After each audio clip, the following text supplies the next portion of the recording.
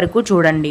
ముందుగా నిన్న అంటే సెప్టెంబర్ 1వ తేదీన తిరుమలలో స్వామివారిని మొత్తం 74,498 మంది భక్తులు దర్శించుకున్నారు. అందులో స్వామివారికి మొత్తం 25,355 మంది భక్తులు తలనీలాలను సమర్పించారు. నిన్నటి రోజున తిరుమలలోని శ్రీవారి హుండీ యొక్క ఆదాయం అనేది 4,06,00,000 రూపాయలు.